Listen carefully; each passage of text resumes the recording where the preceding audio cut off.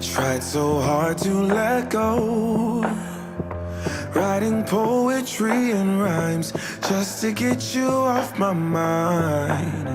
It's either yes or it's no.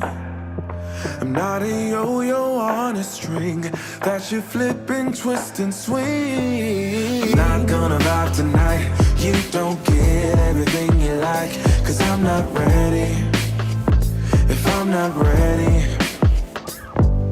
I'm not gonna vibe tonight. You don't get everything you like, 'cause I'm not ready. If I'm not ready,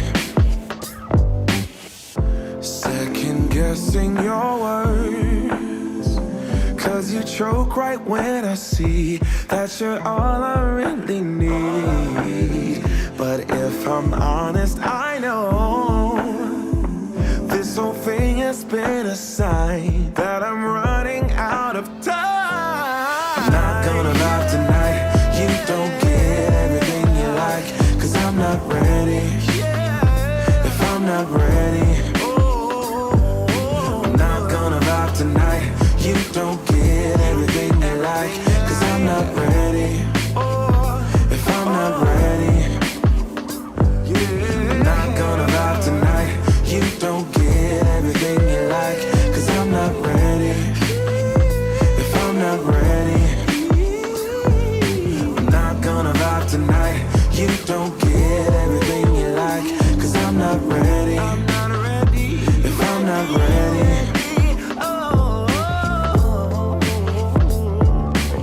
you don't get everything you like, yeah. You don't get everything you like, yeah, yeah, yeah, yeah. No.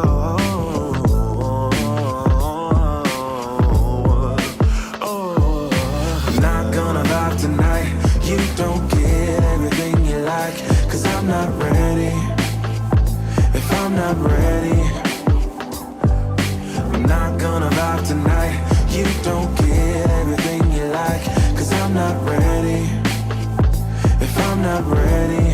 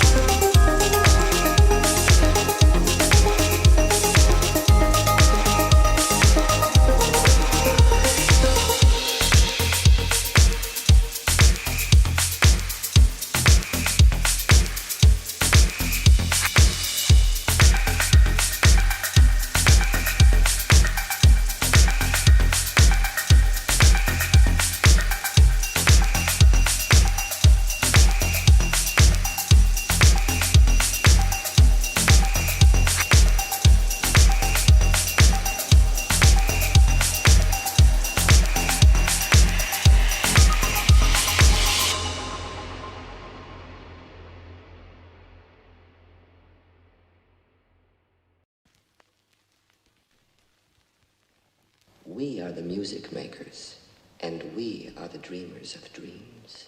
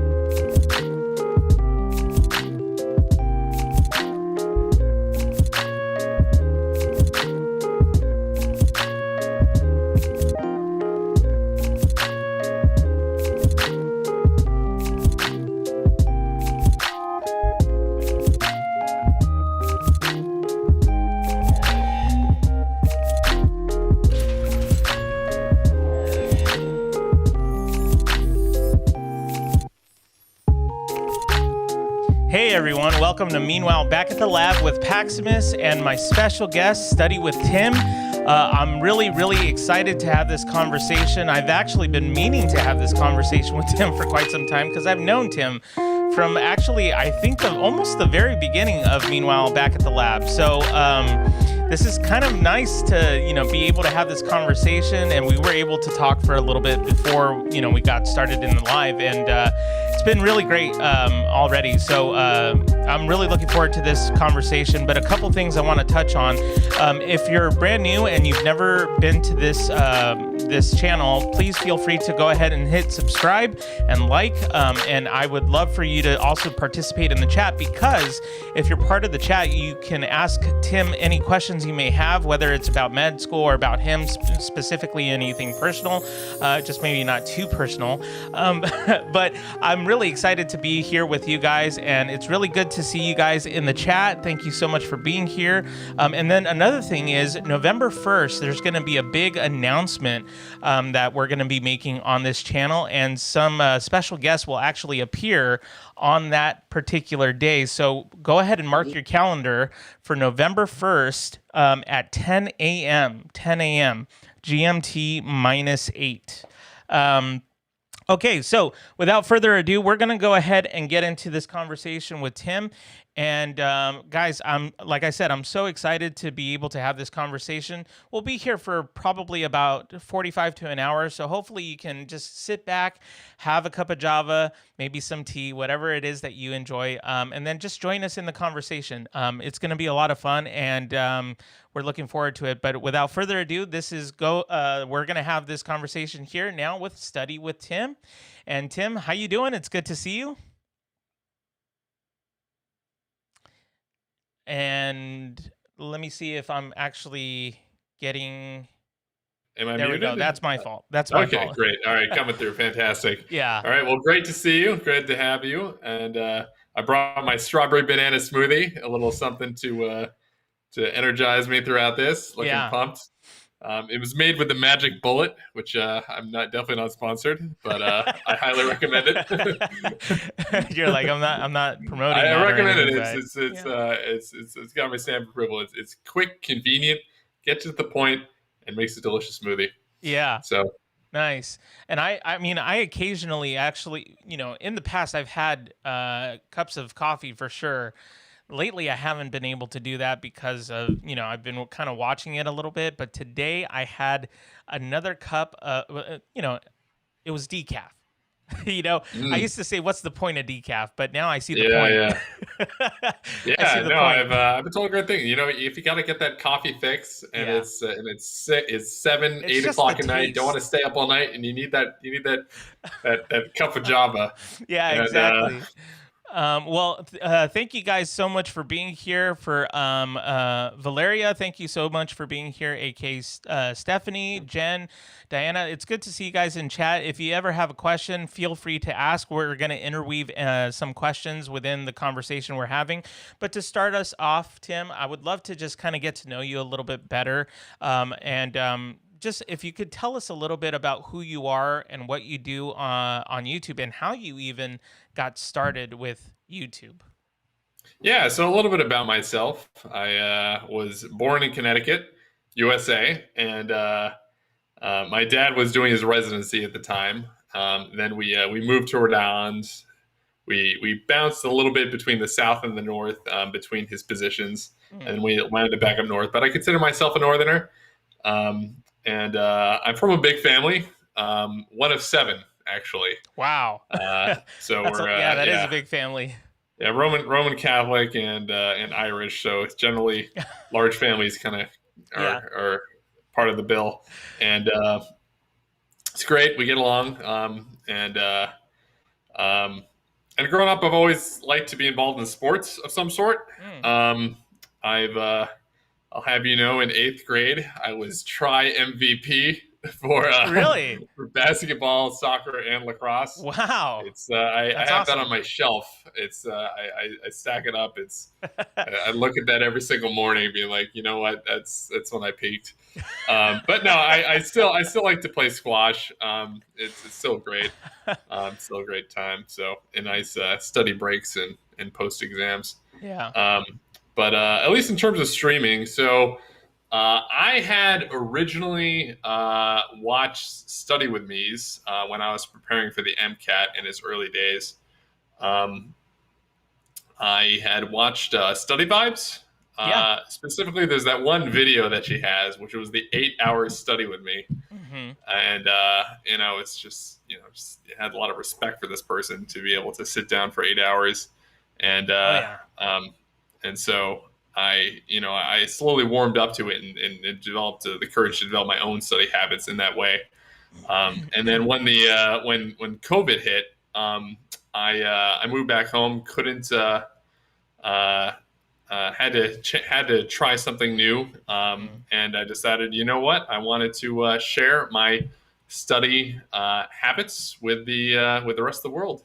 Nice. And hopefully my long sessions on the in front of the camera will exude or permeate to someone else. And I've always just watched YouTube as just a general habit. And so naturally I came across these study streams and just they became a little bit more natural for me. Yeah. So I've started it. It's been a great experience. We've developed a tight-knit community, the study crew. We got Valeria here, who is one of the early members. I see Nice. Stephanie, Diana, Jen. Great to have them. And speaking of Valeria, she has a question, and the question for you that we would like to just kind of bring up on the screen, it's a little bit small, so I'll see if I can actually make it a little bit bigger. But how do you avoid burnout, Tim? I still cannot wrap my head around your 12 study hours every single day. How do you avoid burnout? Yeah, so I mean, it's definitely a component. And it's definitely something you want to, in terms of long schedules, you want to work up towards. I by no means started studying 12 hours a day. I had many activities I was involved in, and I started at smaller increments and would generally take breaks in between. But as you do it more often and you slowly increase that increment without going over the top, one thing you don't want to do is you don't want to say, look, I'm going to do a 15-hour day and get your sights up too high, and then you don't reach that goal. You want to get the satisfaction and the feeling of accomplishment by completing that goal and slowly increase that incrementally. But it's definitely a component. I mean, I'm sure you've heard this a million times between all over the internet, but the Pomodoro technique's one way. One thing we do on our channel is we do a form of the Pomodoro technique with shorter breaks, just 5-minute breaks. And we stretch during them. We're all about injury prevention. Hey, and I'm kind of curious, can you show us exactly what kind of stretches you do in order to, like, to show everybody else what you're doing and what's helpful and things like that? Can you show us? Yeah, definitely. Just a quick demo. I'm no physiatrist or physical therapist, whichever in that specialty. But, I did do some cursory research, and when I cover that section in medical school, I'll tell you more about it.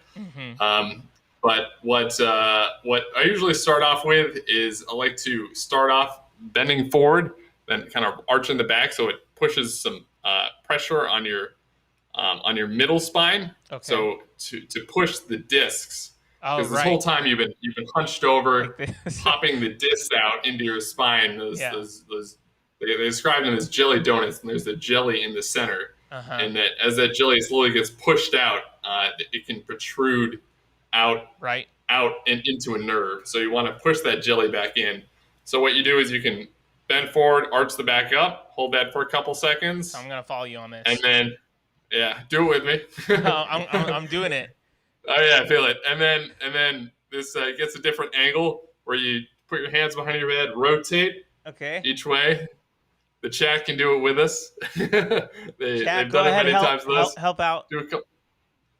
So this is also for the upper back as well. So if you do it really well, it does push it from a different angle in those upper discs, and also adds some mobility as well. One of the main causes for a lot of joint issues is lack of mobility, and actually bed rests for back pain makes it worse. There's been studies about this, which it may initially improve it just from lack of activity, but over time, your muscles, the main protectors of your joints that help stabilize it, actually will atrophy or just lose their resting contraction, and provide less support for your joints. So then there's a couple more that involves me getting up and and going. All right, let's do this. I'm with you on this. All right. Okay. So after that, the next thing we do is rotate the pelvis in and out. Okay. So you just rotate it a couple times, get some mobility into the lower spine. Right. Diana's probably smiling at me right now because she's all about she's all about the stretches. She reminds me in case I forget. And then I'm gonna have to take off my headphones for this, but okay. The next thing we have, let's get this chair out of the way. All right. All right, and then what you want to do is you want to do some sit-to stands. This is getting some mobility Okay. and getting some blood flow back into the lower spine, I'm gonna do it. and specifically around where your lower discs are. And then you want to step forward and lean in, so bend your knees slightly. Okay. Right here, and then reach up, and then do the other side. And you want to do that maybe 4 or 5 times. And that's something that you can do in less than 5 minutes. We usually finish it in about 4. And this is helpful. This is super helpful. And I personally have noticed a difference. You know, Diana swears by it, so we you know, because when you're studying for 12 plus hours a day, sometimes 15-hour days over a weekend, so you do that 3 times in a row, you can definitely develop issues over time, and just even acute ones as well. Yeah.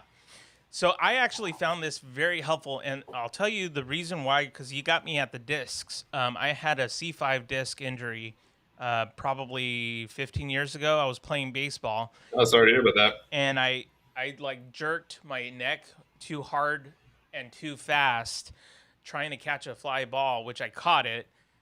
And that's all I remember. There you go. You made the play. So what happened next was kind of scary, because then I blacked out.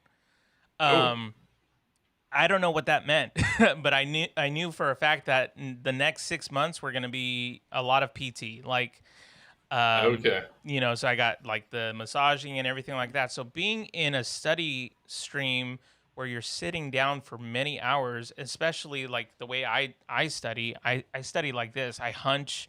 I mean, that's just like the normal position. So these exercises are really helpful. So I'm actually going to use these in my own study stream when I'm doing it. So yeah, definitely. I have a little playlist on my stream that has some links to some YouTube videos from physical therapists just demonstrating these. Cool. In case anyone forgets, and just to consolidate all in one place. But yeah, I'm sorry to hear about. It must be tough suffering that injury. Well, it wasn't fun. Yeah, it really did hurt. I was out for 6 months. Thankfully, I didn't have to have surgery or anything like that. Oh, okay. I mean, you know, that was the relief. And then after that, after the 6 months, I mean, I was back to normal, but I was always cautious of, you know, being in the outfield, playing outfield. I was always cautious to, like, you know, do it quickly, because I've always been good at reacting real fast. The problem is that at the time I was overweight, so I was like doing things the way that I thought I could, and it was a bad idea. So, you know, and every now and then I noticed that the neck starts to kind of cramp up a little bit. So these exercises will definitely help, and I'll definitely keep that in mind. Yeah, definitely. I mean, I originally got into this just because I used to rope crew. And had to give it up due to a series of back injuries that I had. I kind of hit the ground running after a summer of just laying off working out and keeping up a regular routine. It was in between freshman year of college and then senior year of high school. Yeah. And so I hit the ground a little too hard. The round kind of slipped me underneath me and had me fall flat in my face with the disc injury, and followed by, I decided to persist despite a disc injury at the time. Ooh. And that did cause some degenerative disc diseases in the lower spine. Oh, no. So you know what? Fortunately these exercises I swear by. So yeah. And there is definitely some evidence behind them too.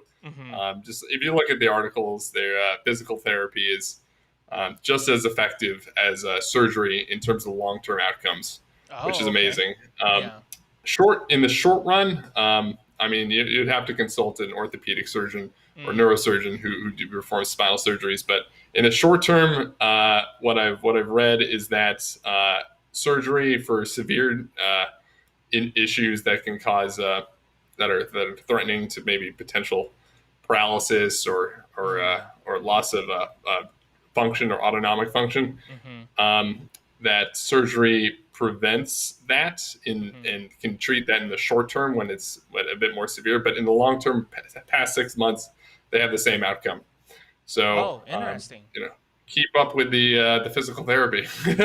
Yeah, I And, mean, the physical therapy I think is really what saved me. And it was a Monday, Wednesday, Friday regimen, so it was like I had to just be persistent, and it did hurt quite a bit, but over time it started to get better and better. So yeah, that's I'll definitely I'm taking care of my overall health, regardless. you know. Oh yeah, no, it's very important. Great Well, to Tim, hear. we do have a couple of questions that are already coming in, and I would love to just ask you these. We're going to interweave them into the conversation. Yeah, sure, definitely. So one of the All right. questions comes from AK Stephanie. AK Stephanie, thank you for being here. How long did it take you to work up to that? And she's referring, I believe, to the 12 hours of study time. Yeah. So for me, when I was studying for the MCAT, I started off doing about 6 hours a day. That was without any assistance whatsoever. That was before I really discovered Study With Me's.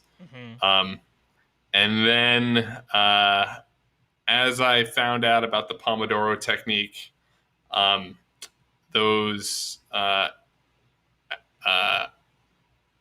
there was the most popular Pomodoro technique video on YouTube. I ended up using that quite a bit.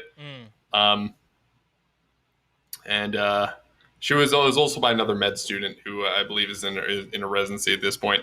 But I ended up using that and worked up to about 8 hours. And then I ended up discovering Study Vibes at the time, and specifically her 8-hour video, which I use frequently and would like to play in the background. Just don't listen to the background sound, or even place it on do a split screen where I have my work on one side and then the video playing on the other. And that got me up to between 8 and 10 hours. And then as I became more involved in the MCAT studies, that was about a period of a month transitioning to that. And then as the MCAT became a bit more involved, I realized that I was needing to devote more time to it in order to get exactly what I wanted to get done. Trying to chalk out a schedule of what you need to do and your goals and what you need to accomplish to get those goals, I feel like also helped in terms of something that you can check off each day to help stay you on task, keep you on task, and have an idea of how much time you need to devote. So whether you're on schedule or not, that's also a motivating factor. And so after about a month and a half, I was about a solid 10 hours. And then for the last month, as the MCAT date was approaching, I realized in order to fit everything that I wanted to get in, I did need to increase it to 12. And then for the final week, I did some 12, 13, 14 hours. Oh, I see. And then medical school started. So that happened. And so I realized, I talked to some people who said that it's just, you think of what time that you're not studying, think of that as opposed to time that you are studying. Yeah. And think of that in that respect. And so now we've got to about 15 hours on weekend days. And I do have mandatory class on certain days. They'll bring us in for collaborative classes, which are interactive and provide a question and answer, and where they poll the class and see what their feedback is for a question or what their thoughts are, and so they bring us in for those, and of course for doctoring, which is the clinical component, and then Select, which is this leadership program that I'm in to discuss leadership in medicine, and that's Thursday mornings. So other than that, I try to study as much as possible, Mm-hmm. and just being in the environment also forces you to increase that time as well. Yeah. So just even the community that you're involved in, and surrounding yourself with people that are equally motivated, I Mm-hmm. feel generally helps as well. Yeah. We have another question from Your Honor. Thank you, Your Honor. Thank you, Your Honor, for your question. Why do you want to become a doctor? That's a great question. All right. Well, yeah, that's it is a question. I do know, fortunately. Um, so I've had a long-standing interest in becoming a doctor. Mm-hmm. Growing up, I was naturally inclined to science. Mm-hmm. I I'd always do well in it, receive A's, um, and had a bit of a passion for it. And it's something I wanted to do down the road. I thought a little bit about becoming an astronomer. That was an idea I toyed for a while, but I realized at the end of the day, there's nothing wrong with astronomy. But just for me personally, it does involve a little bit lack of patient interaction or interacting with people. Oh, I see. Yeah. Just because I generally liked assisting others, and that as I did some volunteer experiences, um, starting off as a volunteer tutor, and then Mm-hmm. at one point for the No Child Left Behind Act, and and then later on down the road, in youth enrichment programs, roadie squash and street squash, which are combined programs that combine the instruction of squash as sport with Mm-hmm. tutoring. So to keep kids that are especially younger, that aren't necessarily motivated to have extra studying to begin with, but that they can combine a nice break on top of that. So that was a program that I did for a couple years Mm-hmm. as a volunteer. And so I realized from these programs that I really did like assisting others, and just the interaction with people. And so that really was a major tipping point and what really drew me into medicine.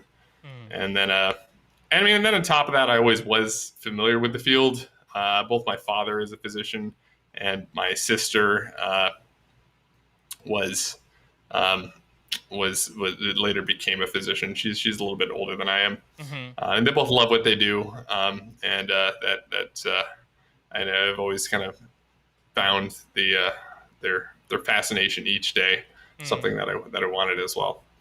So at the end of the day, with the job that you're doing, you want to find something that you love, and Yeah. you can look in the mirror every day and say, you know what, I did this, I made it. If Yeah. it's making an impact, then by all means, but it's something that you love each day and day in day out. So that's something I wanted, and that being a doctor will be something that you can carry with, and it's something that you can also do for a long period of time too. So Mm-hmm. um, so it's something I can pursue for quite some time. So that's what I'm looking forward to. All I have to do is graduate, and then You're like, that's the next step, really. Um, and we got another question. It's, if not medicine, what would the other major degree you want to pursue? So you did talk a little bit about astronomy, but is that something that you would have pursued, or aside from medicine, or something else? Yeah, so it's a bit of a two-sided coin. In terms of career, it would have been astronomy, if I wasn't going into medicine in general. Um, and But I was originally a history major. Um, Ah, okay. just as I always had a fascination for history, more as a conversation topic. Yeah, me And too. I know it's yeah, I get the areas. What part of history Oh, were you inclined towards? I mean, I love. I mean, just the Battle of Gettysburg is kind of the biggest one Oh, for okay, me. great. I've been stuck on that for since middle school. Oh, great. Yeah, I can't help it. Like that's a bloody every one. time that comes up, I'm like, please tell me more. Like if you know something that I don't, I'm looking for the education, because I like grab for notes, anything that would help me understand what was taking place, how things evolved, and things like that. So yeah, I'm Yeah. huge on that. Yeah, it's a fascinating one. I'm not too familiar with the Civil War beyond my fourth grade knowledge. But You're like, I to be, still passed fourth I mean, grade. I did take history. A component in high school for U.S. history. Yeah. And one area that I've always been inclined towards is a bit more classical. That was inspired by a lot of books that we just had lying around. We'd always receive these Christmas gifts about gladiators or Roman legionnaires. Yeah. So it was something I was inclined towards. So I did take a course in the late Roman Empire, and I Nice. did I did jump into upper level history courses. One thing I would recommend for those that are just going to college and haven't figured out what courses that they want to take is to not. It's tempting for those that want the challenge and just really to dive right into the specific exciting area of history to start off with the more general Yeah. history courses just to adjust yourself to the expectations that college have. Yeah. And just because a lot of those upper level history courses require a lot of paper writing, which you might not necessarily be used to, the level of expectation that they have It's a good tip. Yeah.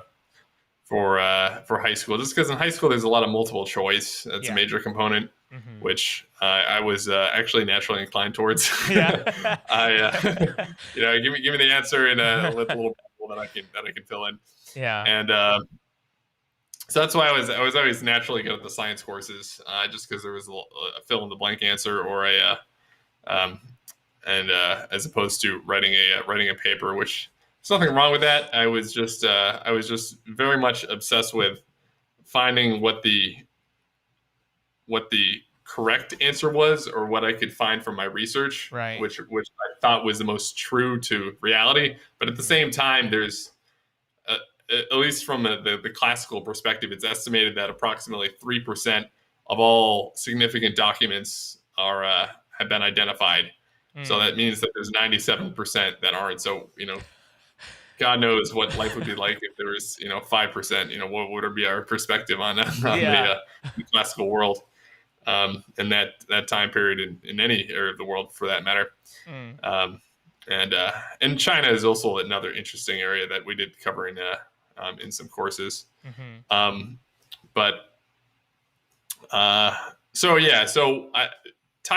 to that, since I would be so concerned with finding what the correct answer was that I would oftentimes miss what the argument was, just because you want to present a cogent argument that is that you can sell, and so I would that was a bit of my weakness. So history courses were B's for me in college. Pretty good. Those were my innates. Those were my struggle, but it was always for science courses for me. Right. And that was something that I could do the fill in the blanks. But yeah. We have another question. How do you balance medical school and relationships with your family, friends, or even partner? That's a great question. Yeah. So, I mean, I haven't had a partner in about a year and a half. I was in a serious relationship, and that just didn't work out. I'm sorry about that. Yeah, it was. We just parted mutual ways. It just wasn't happening. Yeah. But we're still friends, fortunately, and we'll talk on occasion just to see how things are going. Just because we did have we did care for each other, and so you kind of want to maintain at least on a friendship level. Yeah, I mean, at least keep it cordial, Yeah, keep it cordial, and but cordial is a great way to describe it. Sure. So in terms of relationships, one component that that I've tried to incorporate, which I was recommended to do, was to, whenever I'm traveling or commuting, if you will. I mean, if I'm driving to to squash on every couple weeks on the Yeah. main campus. That I use that time where I can't exactly study in the car because I'm driving, Right. and if I was a passenger, I'd be getting car sick, Yeah. and using that time to then communicate with loved ones. So call my parents or Mm. see how my brother's doing, maybe catch up with an old friend, Yeah. and use that time. And so that's one component that I've integrated. And then I mean, as exams do approach, I do devote less and less time outside of what little time I'm already already have in my free time. Right. Um, but I will leave some part of Friday night to myself and use that time to either connect with others or specifically after exams as well. Yeah. To maybe go get dinner with friends or Mhm. maybe play the few times I play squash. Yeah. So yeah, I mean, it's all about just allocating the right time and thinking every possible moment that you can. Just what could you be doing um, instead of perusing the news or procrastinating. Yeah. Which even procrastinating with your relationships or with family. Mm. And instead use that time to actually act upon it and then connect with your family.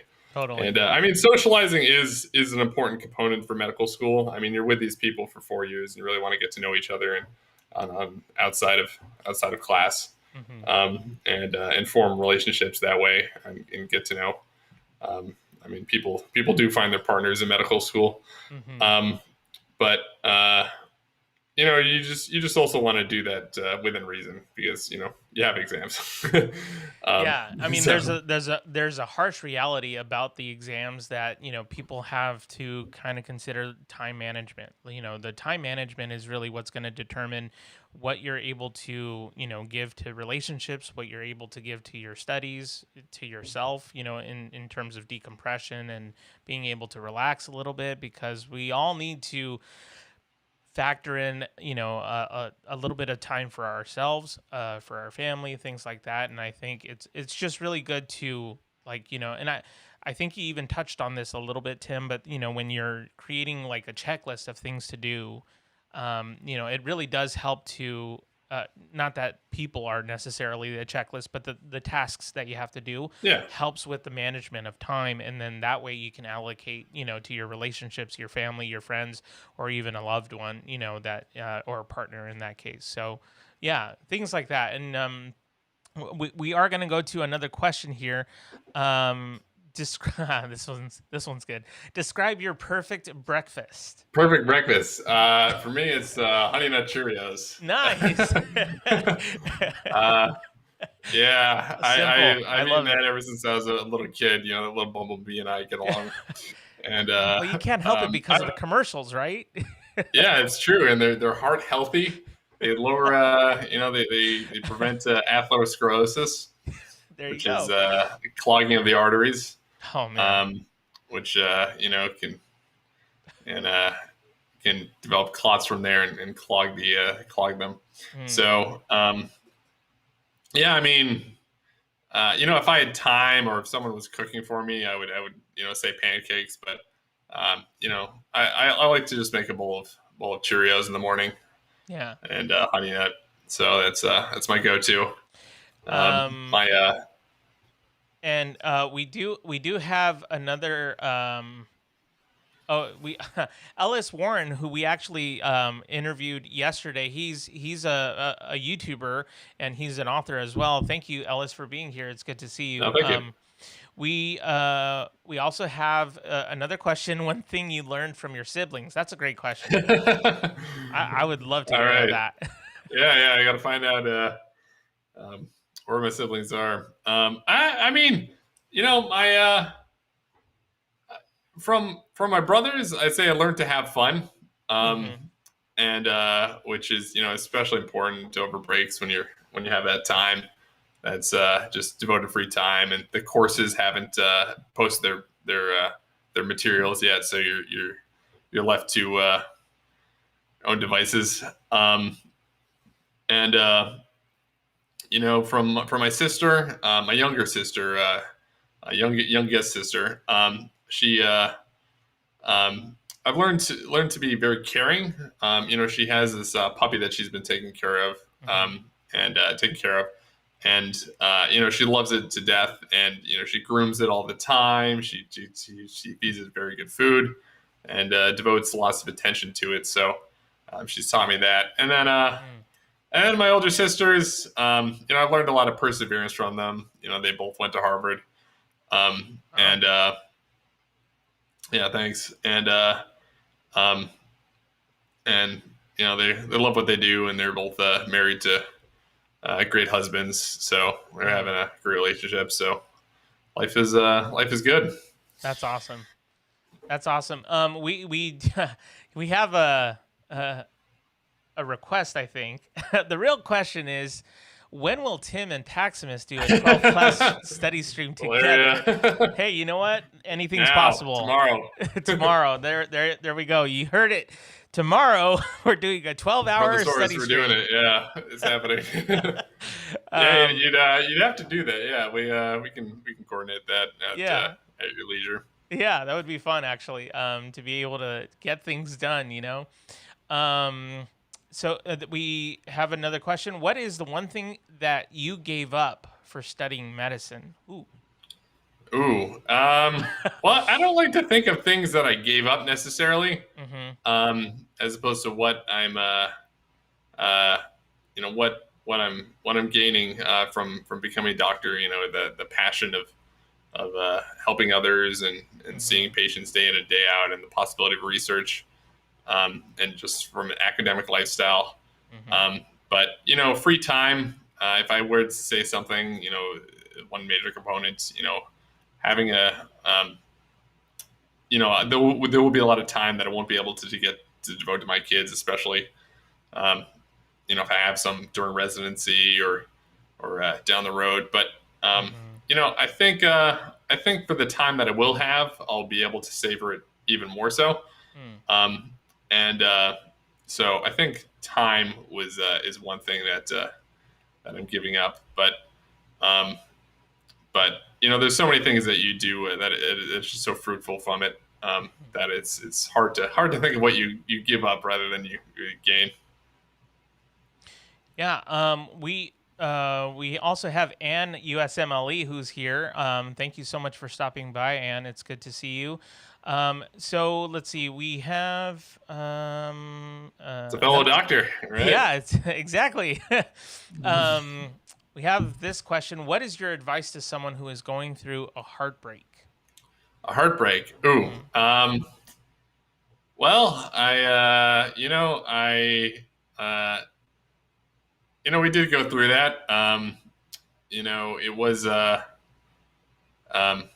I guess it depends who's the one breaking the heart. But yeah, but I mean, it's tough for anybody. Yeah. I guess it depends on who's the one, whether you're the one breaking the heart or the one being heartbroken. But yeah, I mean, if it's your heartbroken, then just try to devote some time to yourself. You might want to work and try to get your mind off of it, but really, really devote some time to yourself. Grab what things that you really enjoy, whatever favorite activity is, and just do it. Go to the movie, see friends. If you have a dog, give some extra attention to them. Yeah. And that would be my feedback. Okay. The other question we got here, I'm trying to bring it up and it's like getting stuck for some reason. Okay, there we go. Okay, so do you have any friends in real life, do you have any in real life friends that join your streams? Sorry, I read that backwards. Yeah, so I do on occasion. Occasionally my good buddy Zach shows up. He's posted in my community. He was and he does show up and help represent. Not so much recently because he did just get married, so he's He's been busy with his beautiful wife. They're great. I went to their wedding in August, and it was absolutely perfect day. It was just a great venue, great company. Nice. Unfortunately, did have to leave early because I had a flight to make for my test the next day. Oh wow! But I was part of the wedding party. I was one of the groomsmen, so I had Very cool. had to commit and show my dedication. He, after all, was my best friend, and so we go back, and it was him and my buddy that went day in and day out, and it represented the playgrounds of the concrete streets of Rhode Island, and and so we like to go thick and thin. So it's that's what we do. We have another question for you. It's what is your advice to someone who wants to pursue medicine? Well, so I think make sure that you want to do that. So that's the first step. Just because you're going to have to, give up a lot, especially preparing for medicine. Particularly in undergrad, you don't really have to think about it so much in high school. I occasionally see people posting that they want to start studying for the MCAT in junior year of high school. Don't do that. You haven't taken courses yet, and you're just going to relearn the material. There's nothing wrong with learning the material, but in high school, you should be focusing on the step that's immediately in front of you. So getting into college that you'll be able to do well in, and so focusing on that. And so when you cross that bridge when you get there, in high school, in college, you'll be a pre-med, and it's a certain lifestyle that you have to really. It's one thing in medical school when you're surrounded by everyone who's motivated, and then it's another thing in undergrad when you'll have a lot of friends that will go out at night and go socialize or toss frisbee on the quad, and you really want to hang out with them and maybe strum some guitar with some friends or go to the football game or get in that next intramural game. You'll definitely have to give up a lot, especially to focus on your grades, and so it is a major component. But it does pay off. At least medical school is awesome. It's a different lifestyle, but you love what you do, and the material that you're going over is very relevant. It's actually seeing patients, and even from the first 2 years, which are primarily lecture based, you do see patient scenarios, and you can find yourself even thinking of scenarios where you can apply them. For instance, I was watching a football game after an exam.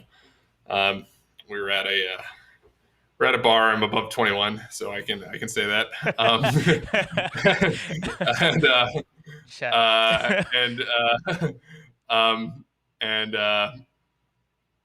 I forget who was playing, but one of the players suffered an ACL injury. Oh. And so they brought the orthopedic surgeon out in the field, and they were doing the anterior drawer, the posterior drawer to test if it was maybe the PCL. The pivot shift where they bring it in, and or the Lockmans, which is just an ACL at an anterior drawer at a different angle. So I was able to and break it down and be like, oh yeah, I understand what's going on here, and I can get a real understanding of it, as opposed to just wondering why they're wiggling their leg back and forth. But so you get this appreciation for things that you're actually going to use in the very near future. There's nothing wrong with what you learn in undergrad. It's just a lot of times, if you're not going into a PhD in that field, that you might not immediately see how you'll be able to use it in the immediate term. But it is fascinating because you do come up with ideas that you might be able to apply to your research from undergrad. Have a little journal of ideas that have accrued over time. And I am thinking about coming up with a project to share your ideas, your research ideas. So. Oh, cool. Yeah, that's How on the how long radar. has that been in motion in the sense of you kind of planning that out? Well, it's been a project that I've been slowly working on over breaks. I have my brother on board who's going to help out with the programming component. Hmm. Um, and so have have the the foundation, and it's actually pretty easy to do. It's just involves a lot of surveys, Yeah. but and specifically parsing out what specific area or field that you want to do, just because I want this to apply to a broad area of research, Hmm. um, and then connecting those people that are interested in that field to that specific area of research, Hmm. so that they can find out what those ideas are, that people have posted, and then you get to give credit to the people that posted the idea. So that's an idea I've been working on, and have put in the works, and I like to accomplish when specifically over breaks, and when I do have free time to do so. But um, and I'll get to work on it much more over the summer as well. Right. So it's down the road, and slowly but surely, but that train is in motion, and Very cool. it's taking a couple breaks along the way. It's a little sightseeing here or there, Yeah. but it is reaching its destination, and Yeah. going to the station, even though it is across the country. So um, Yeah. it's a project, but I think it'll be very fruitful, and And at least beneficial we have to research. a couple of things that I noticed in the chat. I'm disappointed that you didn't say papayas. Missed opportunity right there. What's that Somebody all got about? me. Yeah, that's an inside joke. Okay. Yeah.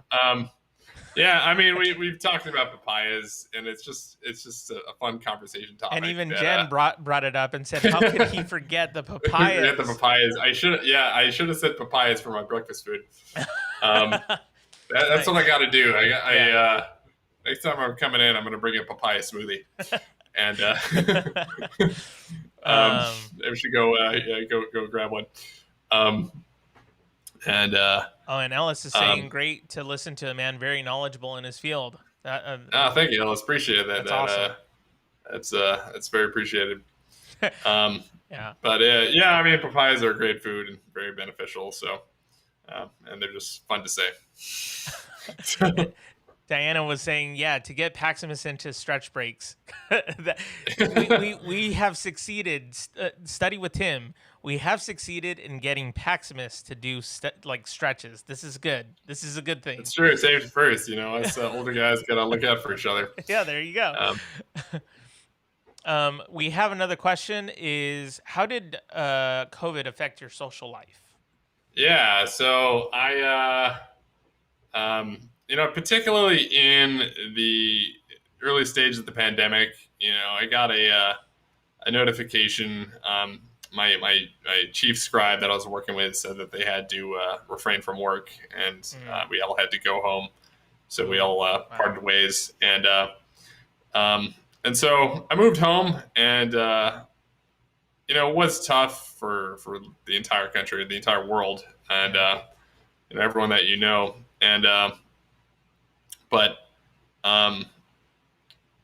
we it did give me time to study, and then socially speaking, interact with people over the internet. Mm-hmm. For instance, I got to create this stream, which I probably would not have done had I not originally moved in, or at least so soon as a project. That was a driving factor to getting it started early, and so I mean it is a component, at least for I didn't really socialize. I mean, I went out with friends here or there, and I would play squash regularly. Mm-hmm. They had to cut the squash clinic short. That's not exactly it's a hobby, but it's not going to hurt anyone not to play squash. Right. Other than the people whose salaries are dependent upon it, but a salary is a salary. It's not a life, and So yeah, I mean, I had to refrain from squash during the years before medical school, and so that was a bit of a social component. You get to interact with other players, and then as medical school started, it's definitely a component for for the parties in the beginning before the Delta variant came back. Fat masks were an issue, and everyone was confident that the vaccine would be able to protect them. So we didn't wear masks, but when you go out for parties after exams and to socialize with your classmates, people do wear masks, and people don't wear masks. So you want to make sure you're on the side that does what you want to do. If you don't want COVID, then then wear a mask. Right. If you do want COVID, then run the gamble. I do have to say I did get COVID, or I just came off of it because my sister got it from her students that she teaches for the kindergarten, and they gave it to her. There was I fortunately I'm healthy now, and I did have to devote some time away, but feels great to be back in action. It fortunately didn't interrupt the stream, but feels good to be back, and both my parents are healthy, so good. That's good. Yeah, they were a little bit sick. They lost their sense of taste, sense of smell for my father, and then just sense of smell for my mother, and then they did have colds, and my father did develop a cough, but they fortunately recovered, and they're on the upswing, and so it's great. Nothing serious. Good. So good, and I'm glad to hear that your family's doing okay after coming in contact with that. So that's good to hear.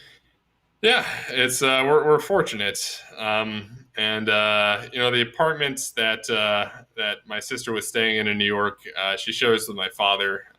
She works the free housing while she's a student as well. She's actually working as a teacher part time, and part time going to a program in art therapy. So it's a bit of a master's, and so it was a little bit tight quarters just because my father did have to go back there for work, and so that's where the COVID permeated, and where the seed was planted. But it brought it back, and he did wear necessary protection. It just, I guess, the protection was not enough. But no one got sick seriously, so we lucked out. Yeah, that's in that good respect. to hear.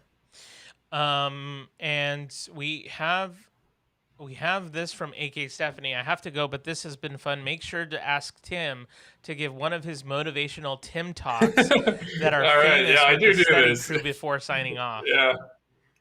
Well, you reach a time when you're tempted to not study, and you look yourself in the mirror and you see that sweat dripping down your face from a long day of doing everything but studying. But you know what? Look in that mirror and tell yourself you can do it, because you can do it. I love that. I believe in you. Yeah. So that's a little 2 cents. Little- Usually they're longer, but Yeah, just but preview. that's the little tidbit that you can impart on the chat right now. Yeah. We have a couple more questions, and I actually do have one question that I was gonna just wrap our time with, but we'll go to these two first, and then I'll ask my question. One misconception about med school, and the other is about med students. What's one misconception? Yeah. Well, medical school. One misconception about medical school is that you can't do anything outside of school, because you definitely can if you want to. Yeah. For instance, there was a track athlete who did varsity track during his first year of medical school, and there's also there was an Olympic fencer who trained for fencing while in medical school, and specifically when the Olympics arrived, she did take a gap year, but up until that point, she had maintained training for fencing. So it's at a bit of a cost, but it is a delicate balance. So you can definitely devote some time to other activities if you so desire. And then you do have time after exams. You'll have days where you'll have so much time to catch up before an exam, and sometimes your memory won't exactly hold over. So things that you'll learn immediately after an exam for the next exam won't really translate. Yeah. For that you'll only remember just a small portion. So there's no point. There's not no point, but you can devote that time to hang out with friends or grabbing dinner or even a movie. And so and then about so that's it for medical school. And then for med students, I guess that they don't know how to that all they do is study, which is a major component, and that they don't know how to enjoy themselves when the time is right. Specifically during orientation, you really get to bond with each other.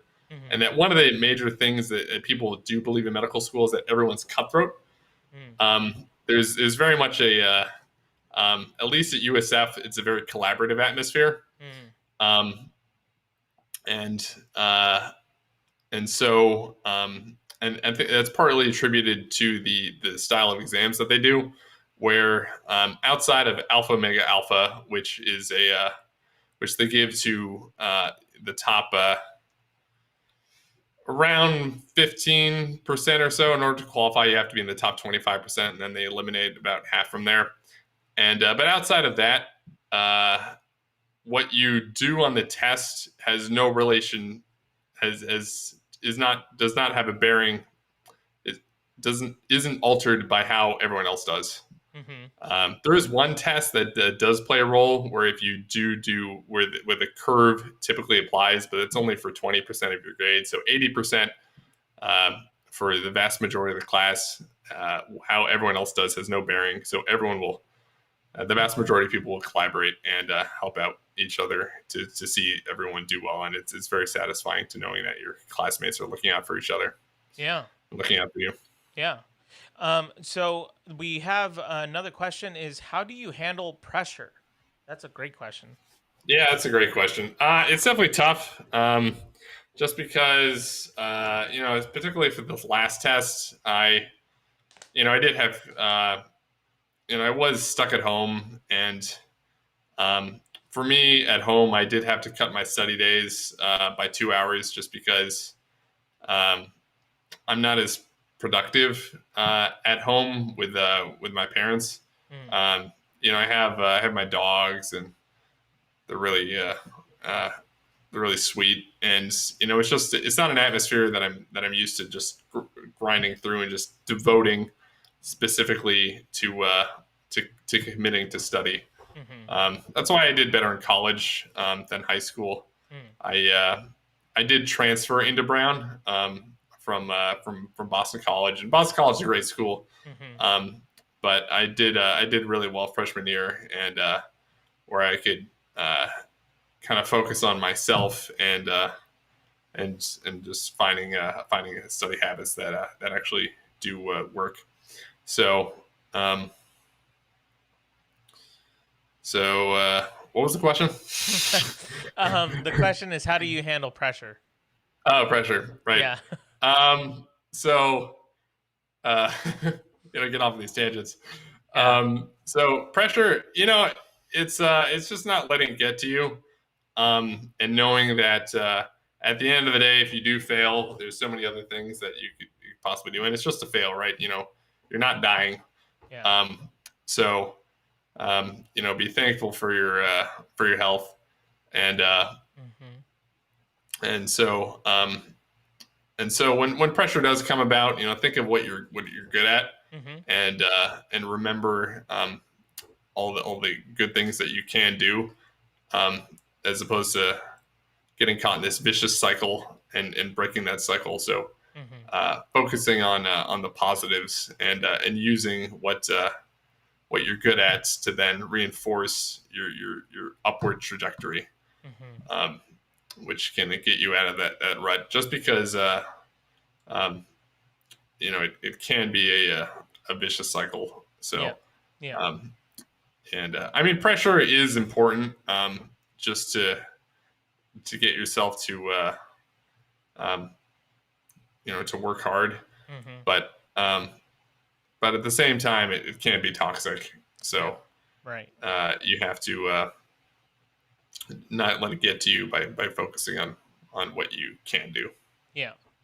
And just to wrap up our time, Tim, if you can also kind of just follow me with this question, because being in medicine and medical school, and with the cohort that you're with for 4 to perhaps six years in some other areas, Mhm. um, I'm kind of curious to know about the mental either benefits or negative effects of being part of a curriculum, a part of a program that requires so much of your attention. It requires so much of you to time manage and just, and I think with college itself, like that, you learn that no matter what field you go into. But for some Mhm. reason, I kind of had this idea that medicine, people's lives are dependent on you once you go into the field. So it's That's it's a true. it's a very different Got to do your best. very different feeling. And so I'm kind of curious about the mental benefits and the mental negative effects of being in medical school, and then perhaps even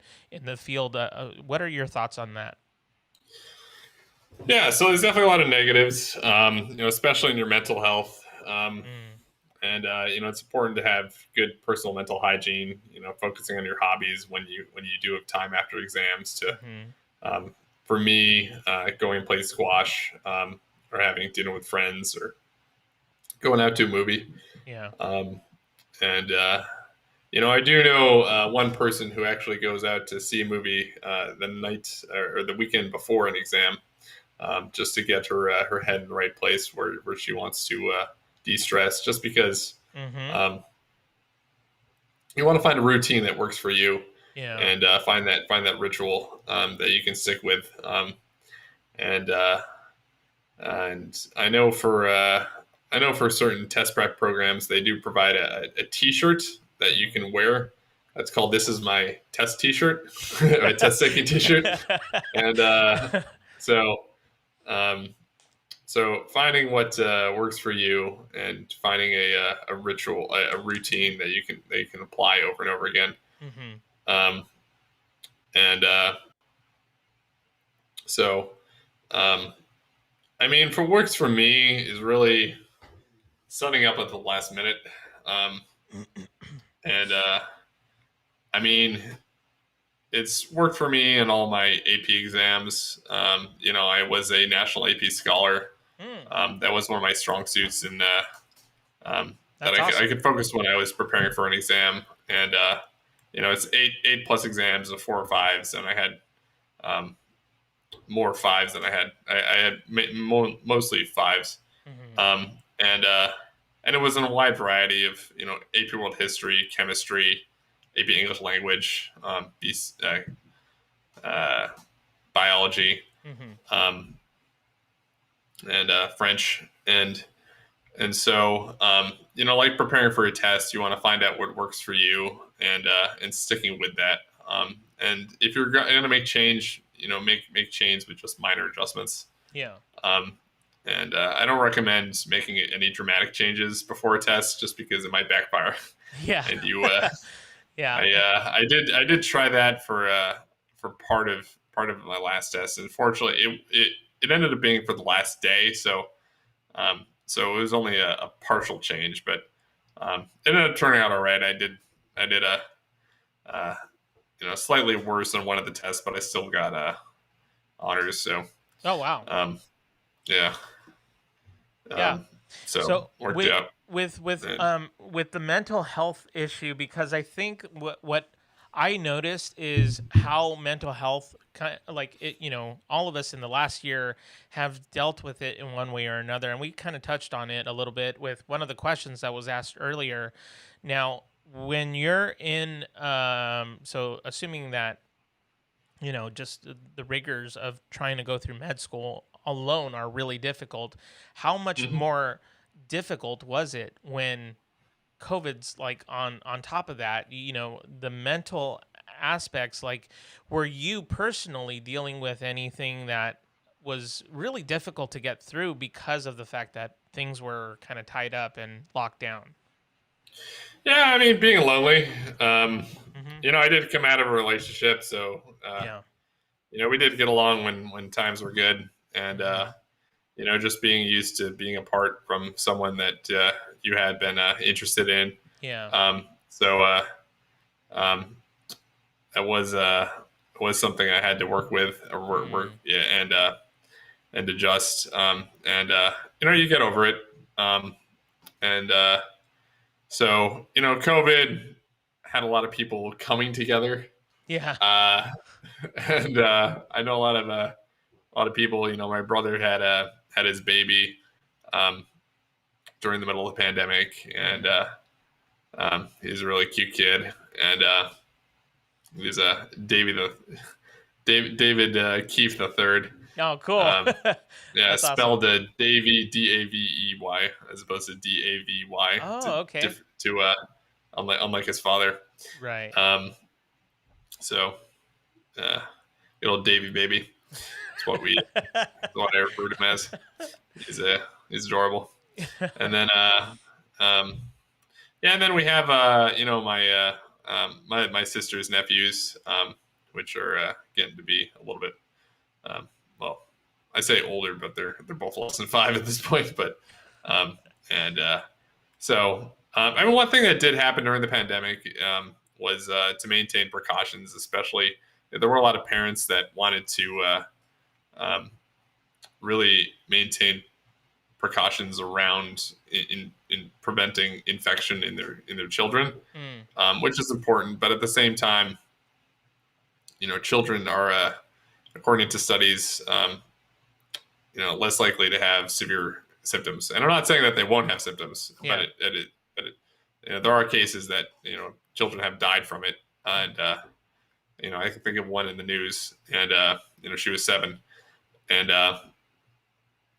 and so and so not taking that moment to have precautions for themselves, Hmm. and it's particularly around their older adult parents.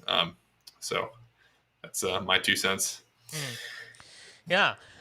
We do have it's a question that was already asked, but if you wouldn't mind, Mhm.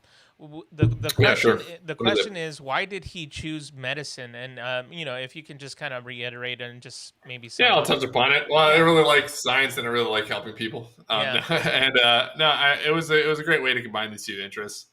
Um, and I discovered my passion for helping people from volunteering, Mm. um, specifically in a hospital as well, and at my local hospital Hmm. in in Rhode Island, and then and so I got to see patients who they had all these great stories, and a grandmother who was a great grandmother Mm. of 2 who was in a time of need, and so realizing that you want to help these people when just beyond getting them water, Yeah. which is nice. It's a warm component, but at the same time, you want to be able to make a difference in their Yeah. health, and specifically why they came in. Right. So that's a component that I'll be looking forward to as we get to third-year rotations, and I Hmm. get to actually see the wards.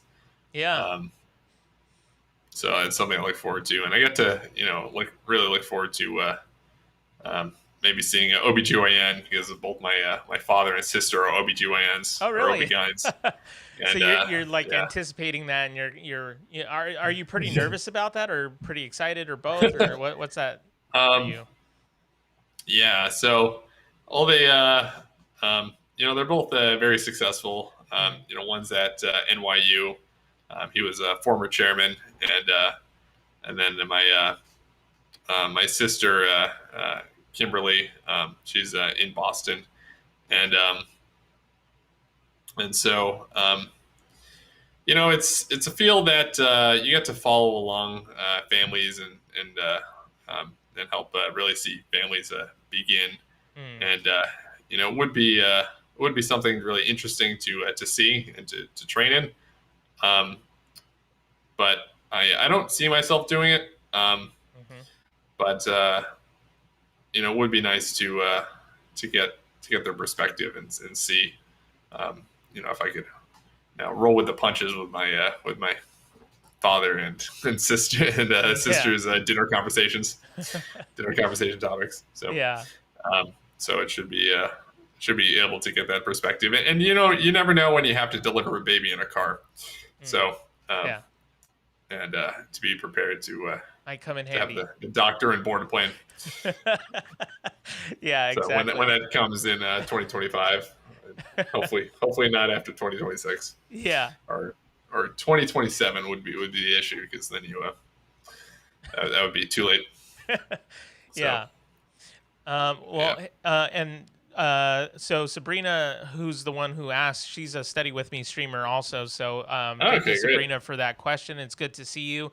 And thank you guys, everybody who's in the chat. Thank you so much for making this so conversational, so much fun. Thank you, Tim, for your your knowledge and just the experience you have, and just your perspective on just whether it's the Study With Me, series that we were talking about, or even a little bit more personal on the things of how do you handle pressure, being in med school and all those things. I just want to say thank you. This was a huge pleasure to be able to hang out with you, get to know you, talk with you, and hopefully in the future we'll be able to do more of these. Actually, that would be fun. So I'm looking forward it's been to a pleasure.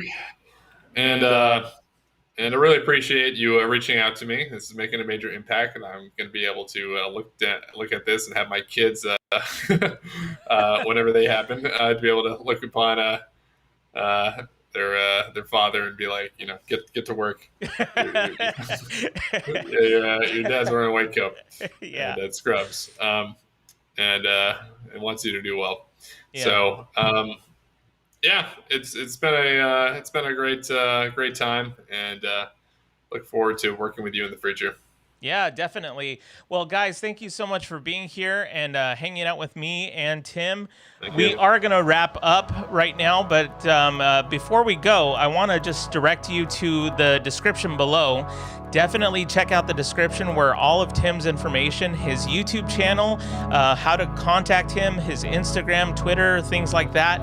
Please do me a huge favor. Go subscribe to him. He is very knowledgeable, great person to talk with. And also November 1st on this channel, you need to be here on this channel, because we're going to be announcing something very big, and some important people will be turning up. So guys, thank you so much for being here, and if you haven't done so already, go ahead and hit subscribe, maybe like, and then comment after the live stream. But until next time, remember to be kind and to rewind. Have a good day, and we'll see you later. Subscribe back.